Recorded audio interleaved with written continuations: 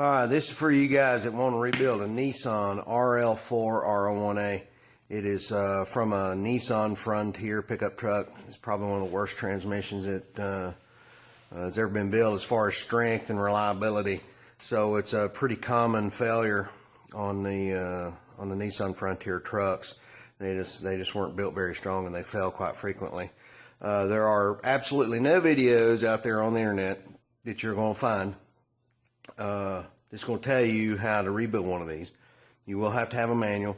As you can see, I started the video a little bit too late. I already have the transmission broken down.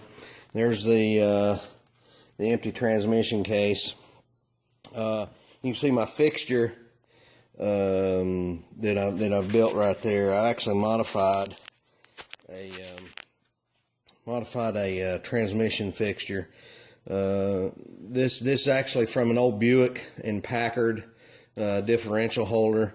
I made some brackets right here that'll fit the side of the RL4R01 case to hold it during disassembly. I've got other brackets that I use for other transmissions, but I've never actually rebuilt one of these before, and so I didn't have anything that actually mount it. So I had to modify that old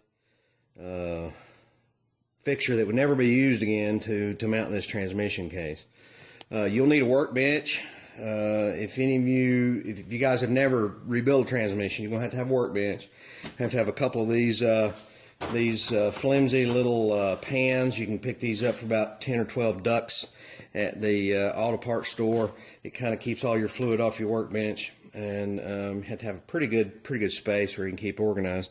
Now, as I mentioned before, I already broke this transmission down, and I got the valve body right there. You see the valve body and then the associated parts inside the pan.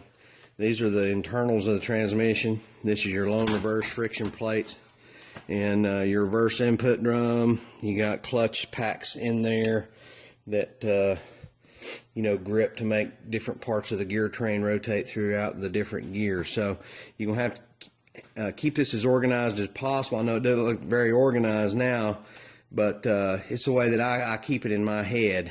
It comes apart. This part comes out first, second, third, so on, so on, so on. So it's easy for me to remember how it goes back together. You will need a manual. Now, this manual costs about 20 bucks, 25 bucks. Professionals use these manuals. I'm not a professional transmission builder.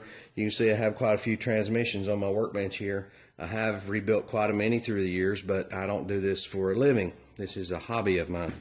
So get your workbench, get you a couple of these plates, get you a manual, and some way to hold your transmission stationary while you're working on it. It's not absolutely necessary that you have this fixture. These are pretty expensive.